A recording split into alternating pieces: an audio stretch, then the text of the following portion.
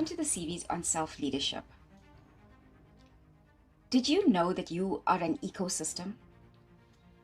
The greatest environment you will ever influence is the one that is within you. I've noticed something about gardens. People admire the flowers, the trees, but very few people think about the soil. We celebrate what can be seen. Rarely do we celebrate what makes it possible.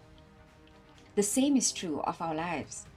We spend enormous amounts of energy trying to change what everyone else can see. Our careers, our relationships, our appearances, our achievements. But underneath all of that is something far more important: the environment from which our lives grow. I've come to believe that every human being is an ecosystem. It's not a collection of separate parts. It's an ecosystem. Your thoughts affect your emotions. Your emotions influence your decisions. Your decisions shape your habits. Your habits quietly become your character. Nothing inside you exists in isolation. Everything is in conversation with everything else. So one morning, I found myself feeling quite unsettled. Nothing significant had happened. There was no bad news or crisis. Yet something felt uneasy. At first, I did what many of us do. I looked outside myself. I thought, well, was it work that was troubling me? Was someone's opinion affecting me? Was it something I had forgotten? But the more I paid attention, the more I realized that nothing outside me had changed. But something inside me definitely had. And it made me wonder, how often do we blame the weather outside while ignoring the climate within?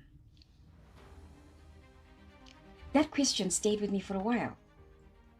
I began noticing how easily my inner world responded to everything around me. One difficult conversation could occupy my thoughts for hours.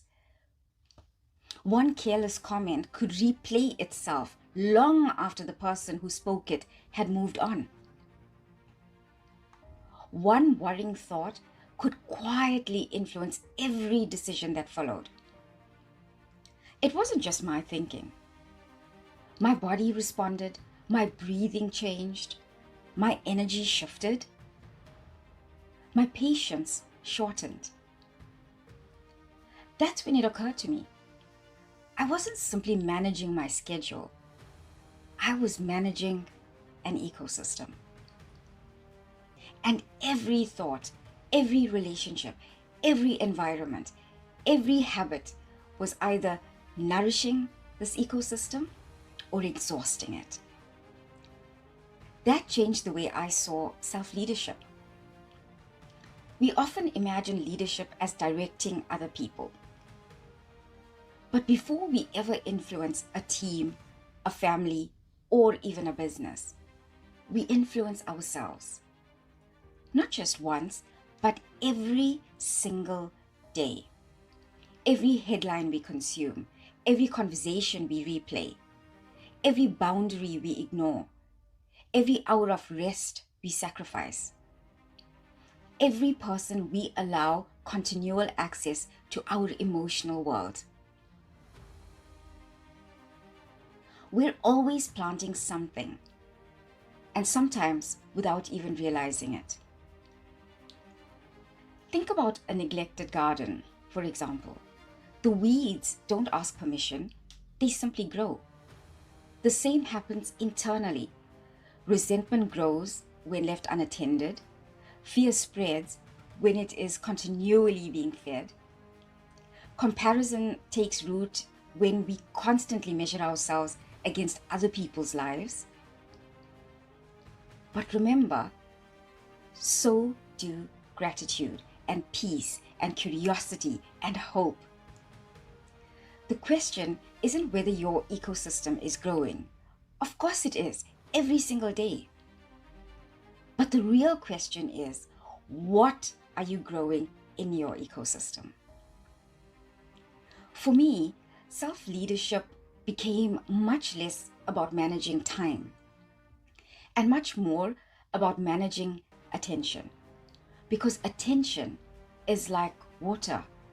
Whatever receives it begins to grow. If I continually watered fear, fear becomes stronger.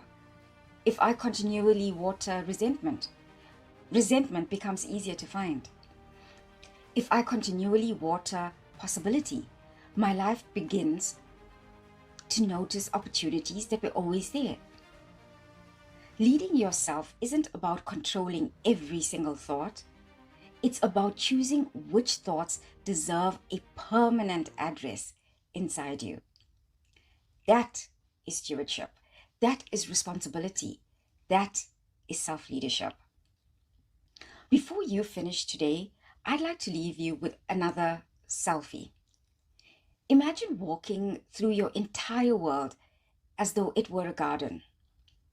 Don't judge it, just observe it. Where is there life? Where has something become overgrown?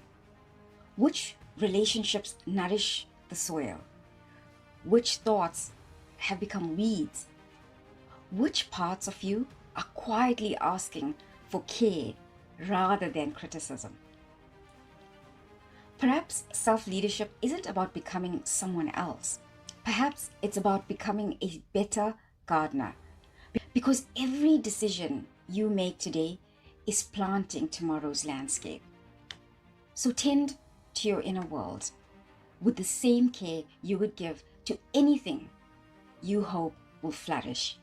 And remember, every day is an opportunity to create and recreate yourself. Until next time, thank you for being here with me.